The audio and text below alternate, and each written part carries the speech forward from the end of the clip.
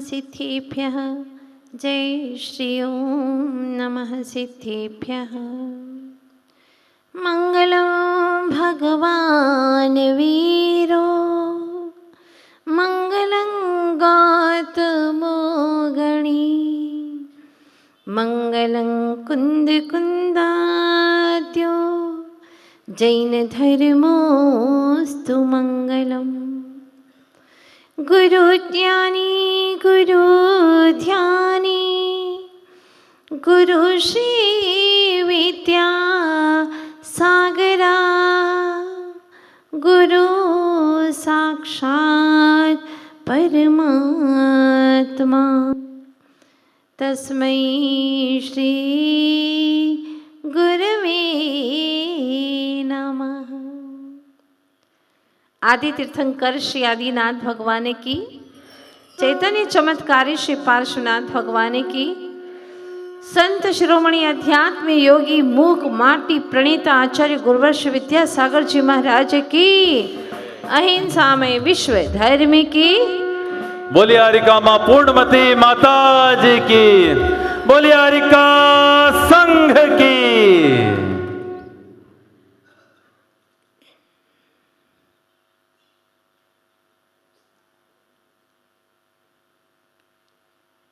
गुरुदेव से पूछा एक दिन कुछ भक्तों ने, गुरु महाराज आप इतने बड़े ज्ञानी कैसे हो गए, चारित्रवान निष्ठावान ऐसे महान ज्ञानवान आप कैसे हुए।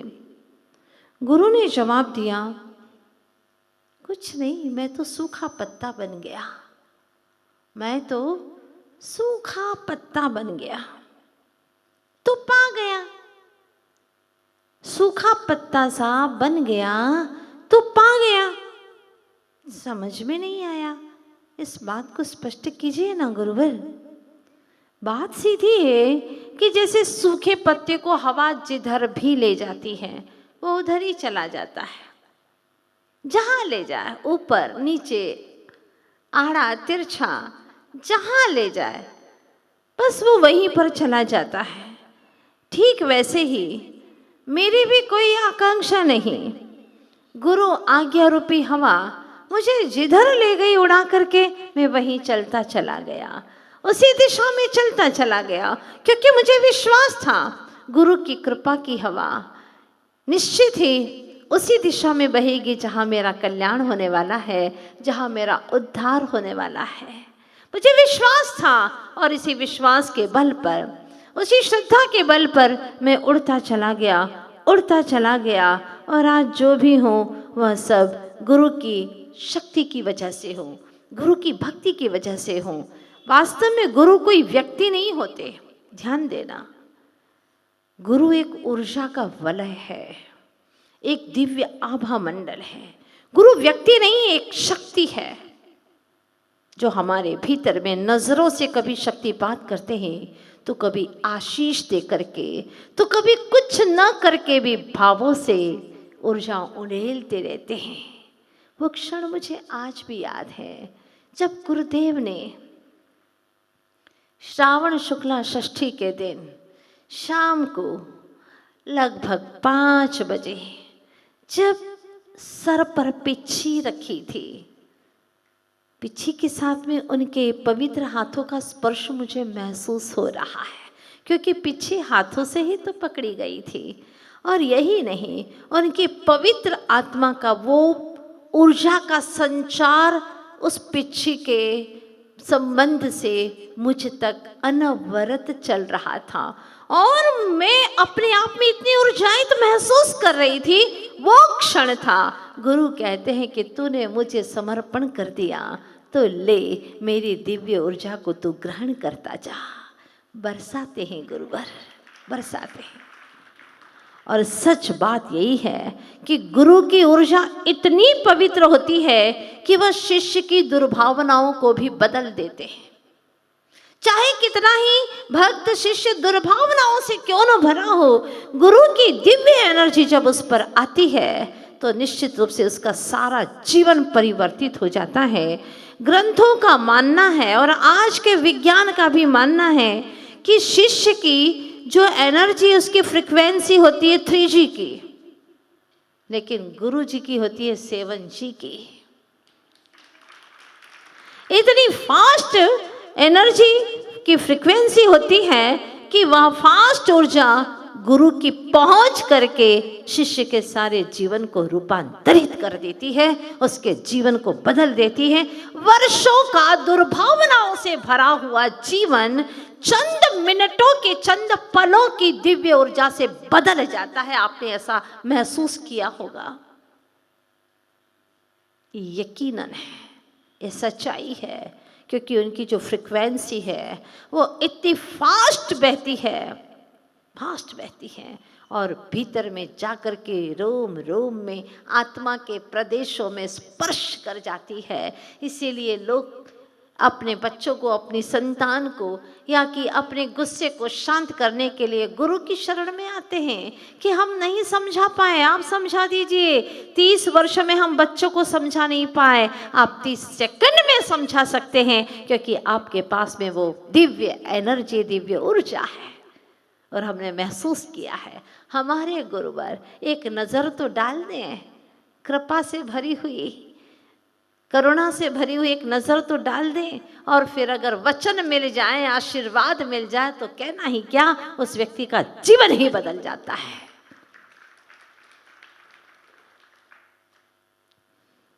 ऐसे ही सदगुरु को पाने के लिए जो वर्तमान में हमारे गुरु हैं, आचार्य गुरुवर श्री विद्यासागर जी महाराज, वह युवा विद्याधर के रूप में थे, तब चल पड़े थे सदगुरु को पाने के लिए, सदगुरु की खोज के लिए, क्योंकि वो जानते थे कि सदगुरु को पाए बिना, सदगुरु के बिना मेरे जीवन की शुरुआत होने वाली नहीं है।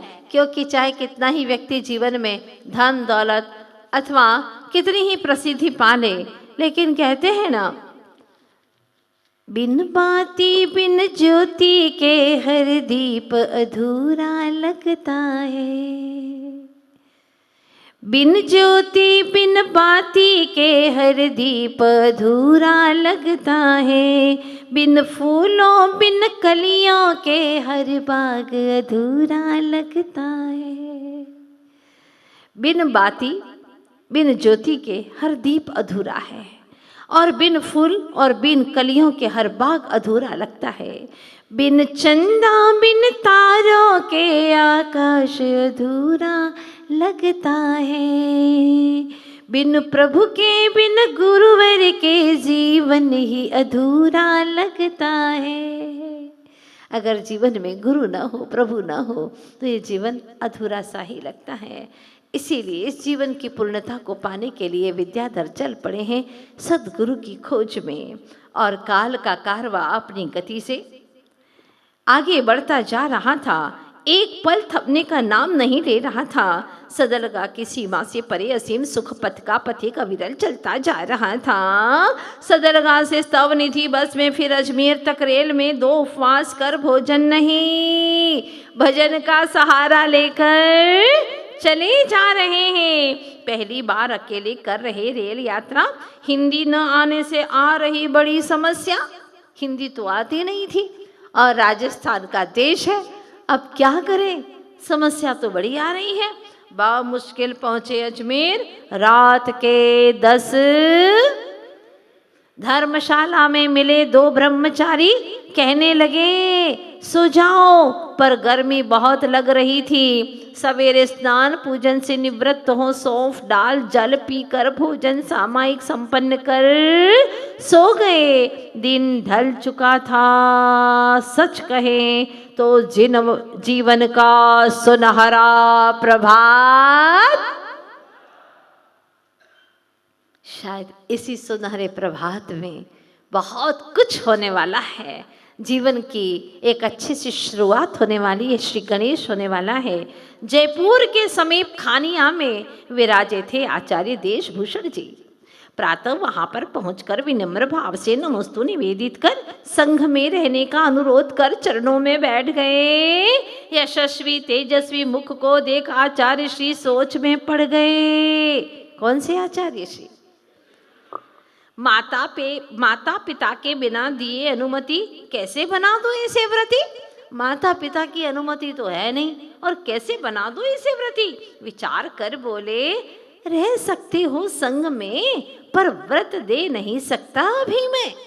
संग में रह सकते हो अभी, लेकिन अभी व्रत नहीं दे सकता। संग में रहकर साधुओं की सेवा से विद्याधर का हृदय प्रसन्न था, किंतु बिना व्रती बने मन खिन्न था। चरणों में जा मुनिवर को पुनः निवेदन किया था, किंतु परिवार की अनुमति बिना ब्रह्मचर्य व्रत मिल नहीं सकता।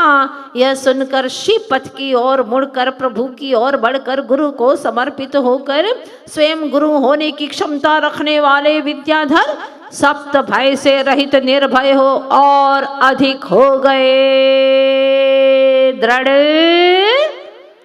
हाँ, नहीं तो कोई घबरा ही जाता है, यहाँ व्रत मिलना नहीं है और माता पिता की अनुमति होना नहीं है, क्या करें? घर की ओर तो नहीं जाएंगे। एक बार जो सूरज निकल चुका है अपनी यात्रा के लिए, तो रास्ते में वापस मुड़ करके जाता नहीं है। नहीं रही यह शंका कि इस जीवन में कैसे होगा मेरा गुजारा। नहीं सोचा कि मेरे भविष्य का क्या होगा। आज जरा जरा से बच्चे सोचते हैं कि भविष्य में क्या करेंगे, कैसे करेंगे, लेकिन धन्य है विद्याधर जिसका वर्तमान आनंदित है, उसका भविष्य भी निश्चित सुनिश्चित आनंदित ही होने वाला है। तो नहीं रही है शंका कि इस जीवन में कैसे होगा मेरा गुजारा, क्या कहेंगे लोग, इसको भी नहीं विचारा। परिवार जन नहीं हटा सकते मुझे पीछे, मेरी आत्मा स्वयं में है पूर्ण, इसमें प्रवेश नहीं किसी का, मुझे भय नहीं इस लोक का, आगे की गति की चिंता मैं भला क्यों करूं। कि वह विद्याधर क्या विचार करते हैं कि मैं इस लोक की चिंता क्यों करूं, क्योंकि सम्यक दृष्टि जीव हमेशा सत्य भय विप मुक्का जम्हा तम्हा दुणे शंका।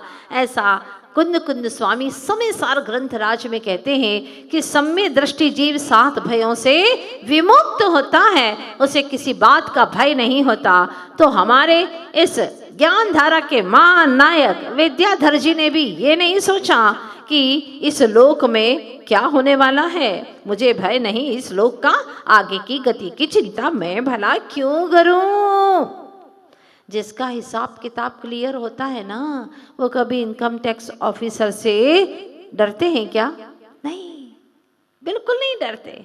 हिसाब किताब बिल्कुल क्लियर है, अपने को कोई टेंशन है ही नहीं। वरना लोगों को आपने देखा होगा कि डरते रहते हैं, हिसाब किताब क्लियर है नहीं, आधी शटल खोल करके धीरे से देखते रहते, आ तो नहीं गए, आ तो नहीं गए, हाँ, देखते रहते हैं। लेकिन डरने वाली कोई बात ही नहीं है। सम्यक दृष्टि जीव को भय किस बात का? पर पदार्थों से विरति हो, सम्यक जपमति हो, तो परलोक से मैं क्यों डरूं। 2 भय हो चुके हैं, नाम याद रखिएगा। पहला भय इहलोक, दूसरा परलोक। इस लोक में लोग क्या कहेंगे, सबसे बड़ी खतरनाक बीमारी है आज के लोगों की। लोग क्या कहेंगे? अगर तुम अच्छे हो तो लोग क्या कहेंगे? अच्छा ही कहेंगे। तुम गड़बड़ हो तो लोग बुरा कहेंगे। इसीलिए सम्यक दृष्टि जीव को ये भय नहीं होता। यही लोग भय, परलोक भय।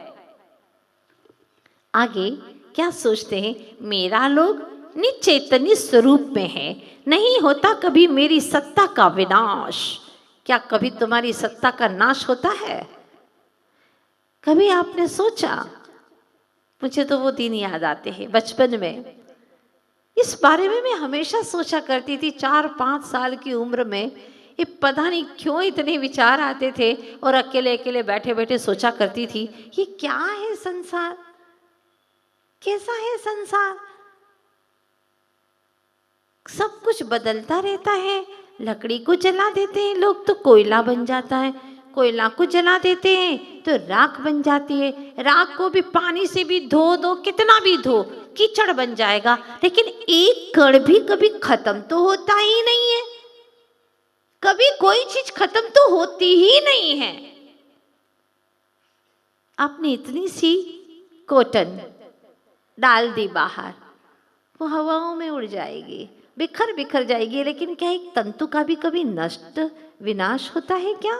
उसके परमाणु का विनाश होता है क्या? बचपन में ये प्रश्न उठा करते थे, लेकिन कोई समाधान नहीं था। इसका समाधान तो मुझे गुरु के चरणों में आकर के मिला। हाँ, प्रत्येक वस्तु सत्स्वरूप है, सद्द्रव्य लक्षणम, ये द्रव्य का लक्षण है, वो कभी भी नष्ट नहीं होता।